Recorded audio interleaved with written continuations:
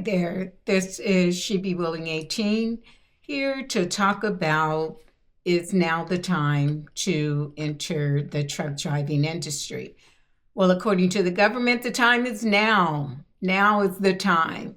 There's all kind of things going on. One being that there's an 80,000 driver shortage and counting, and largely due to the new Immigration Act. So there's people dropping off in the truck driving industry because of rules and regulations. So if you are truly interested in establishing a career in the truck driving industry, you may want to consider doing it now. Now, some of the questions I've had asked of me is what are the easiest states to get a CDL in? Well, with all the new regulations, there really isn't any easy states, but those with the highest passing ratios are Florida, Alabama, Tennessee, Kentucky, Georgia, Mississippi, Indiana, and South Carolina. They have the highest passing ratios. They don't have as many regulations as, say, a Texas or California, New York, Philadelphia. So those are some of the ones that are the easiest. What if I have criminal records? Criminal records, DUIs, bad credit, no diploma, back on your child support, those sort of hiccups, they can be worked out. Child support is one of the number one reasons that a CDL is delayed, even in school, right? They're not going to issue the CDL until you make payment arrangements or bring yourself current. And that's typically if you're behind 3 or more months. But there's a will, there's a way. If you can take care of that before you enter school, your CDL will be issued a lot quicker. Believe it or not, training. You really don't have to go to a commercial private industry for commercial training. It's not a state requirement officially, but you do have to complete the ELD program, ELDT, the early driver training or entry driver training course, right? You do have to complete that one. And I believe for anyone after February 7th of 2022, that you do have to do that entry-level driver training. Those can be completed online. I know my son, when he got his license in 2023, that he completed his online, and it took him like a day at that. So it can be done. Self-study. If it's behind a desk, go for it. Behind the wheel, I do not recommend it. You can get that ELDT training out of the way, do your 5 general tests, whatever your state requires, knock all of that out. You'll be 1 week ahead of everybody else when you enter school. And that allows you more on the wheel side. So you'll be able to use that early week to get out there with the other students and get some behind the wheel time while others are still trying to pass that ELDT training and the 5 general requirements. So that's about as far as I'm going to go with the self-study. And then another question, are instructors teachers or are they people who have driven before? I found that either or, depending on what their skill set level is. I found that truck drivers make horrible in-class instructors, as well as teachers make horrible in-seat instructors. So they tend to put a truck driver on the driving range and a teacher, someone with little to no truck driving experience, in the classroom. The area that I would say I would be cautious about, if you are an international student here in the U.S., if you have dialect, anything like that, try to find a school that can relate to different cultures, because there are some horror stories that I've heard from international students with dialect, different cultural backgrounds, that they have gone to some schools and they have been treated unfairly behind the wheel or in the classroom simply because their English vernacular is different than the instructor. So try to do your homework on that. Find a school, talk to the counselors, talk to the recruiters, feel the temperature of the room before you give up that kind of time and money to make sure it's a good fit for you. Now, with class sizes, they vary. I've seen classes as an instructor in a classroom and on the driving range. I've seen classes with as little as 5, and I've seen them with as many as 30. If you are not comfortable in a big classroom setting, try to talk to different schools, find out what their class size average is, and try to find one that fit your learning style. How much time do I receive behind the wheel? Large schools, commercialized schools, they're going to make sure you have plenty of time behind the wheel. Now, as an instructor, I will tell you, I've seen some instructors not manage the time on the road well. So you take out 4 students, you got 4 hours. And then you got a student who is using up an hour and 10 minutes, hour and 20 minutes. And you got one student, the last student, and you're going to cut his time down to 45 minutes. No, you need all of your hour, because what that does is set you back for the duration of the course. You got 3 weeks to get all of that done. And don't let them convince you, oh, I'll make it up to you tomorrow, because that may not happen. And then that put you behind the 8 ball. So you invoke your right. You see that a person has gone over an hour, you're the last person. Hey, I need to make sure I get my hour in. And if we got to stay out on the road, until 5:10, that instructor should be willing to do that. And if they don't, talk to your counselor and they'll make sure that you get that drive time in.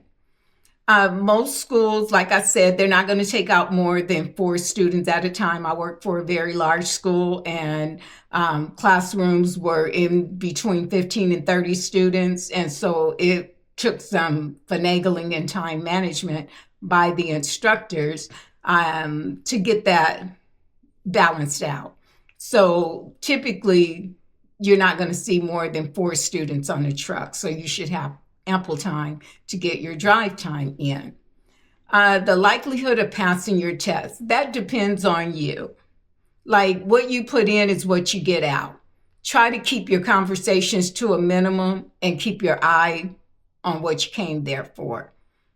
You want to leave with a CDL, it would be a waste. I've seen several students go 2.5 weeks only to get booted out for behavior, showing up to class late, whatever. Make sure you don't fall into that category. The testing is not that hard. If you study, when you leave class, don't go running over to Cracker Barrel and all that stuff, spending the whole night in the bar in the hotel lobby or whatever. You don't need to do that. Use that time to study. So it really depends on you and how you adapt to the training. Re-enrollment. There are some people who have had to leave abruptly for the reasons of personal or the school. And basically, you have approximately 30 days to re-enroll for the same tuition that you paid.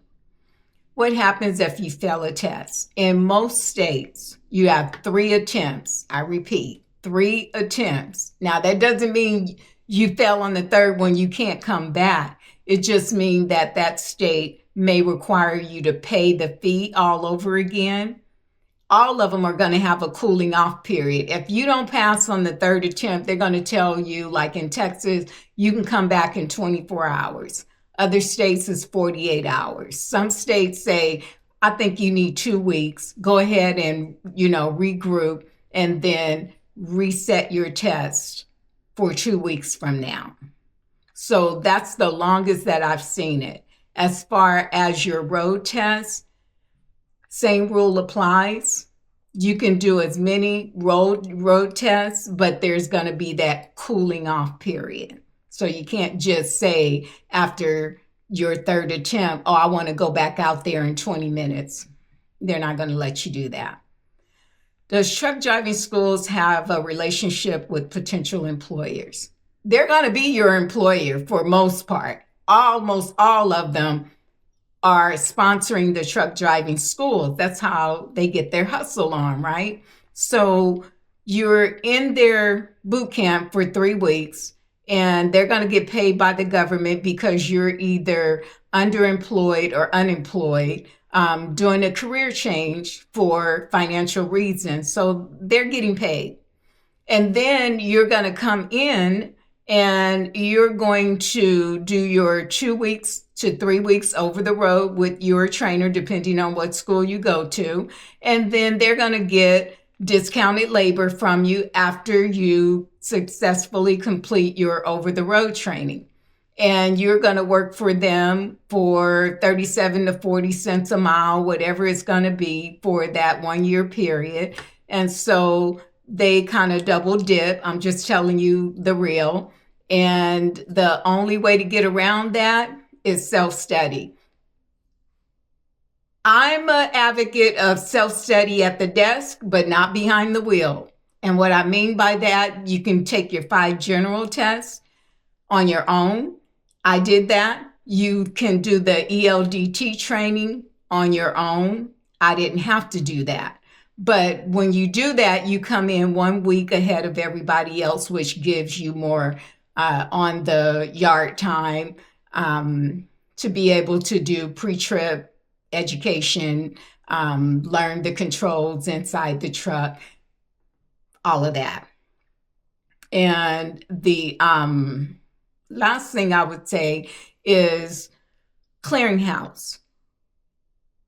Even if you do all of that, you successfully complete your school training, you did everything else, you got to clear the clearinghouse before you get your CDL. Now, I've had plenty of people get shocked and were upset, and I don't blame them because they went through the whole training without being aware that if they have anything in the clearinghouse with DUIs, any sort of criminal activity that does not qualify under DOT rules, you did all of that for naught. And then they have to go home, clear that up, and come back.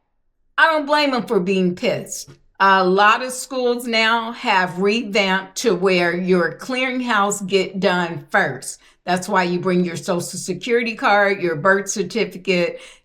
You fill out this long form of any criminal activity you've ever had, any child support you owe, whatever it is. Be transparent so that you don't waste your time or the school doesn't waste your time by not doing their job and vetting those situations. Doesn't mean you can't drive it or get your CDL. It just means that you want to get all of that taken care of so that you can successfully complete your training.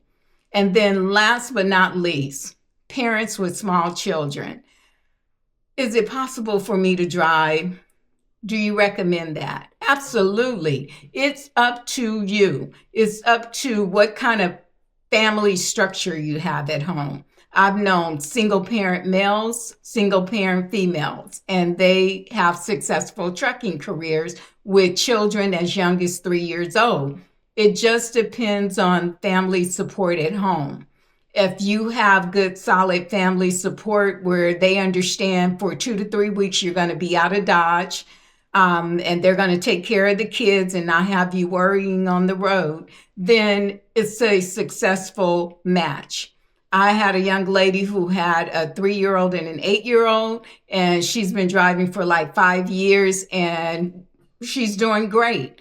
But it all comes down to family support. And then here's the unfortunate thing. I've had students get to within 3 days, 4 days of completing their OTR training and quit. because grandma got sick. She's tired of my kid. I got to go home. And I had, I'm like, you're so close. And so I started, I'm like, what can I do? Okay, go talk to a counselor, get with them, let them know. As a trainer, you tell them, hey, this person is top notch. They've accomplished everything they need to do on the truck, but they're going to be out of Dodge for 3 days. And what they'll do is they'll allow you to do your last few days on a local truck. So don't give up is the moral to that story. So for this episode of Is It the Right Time to Get a CDL, I'm going to say absolutely yes. So this is She Be Willing 18. God bless and good luck.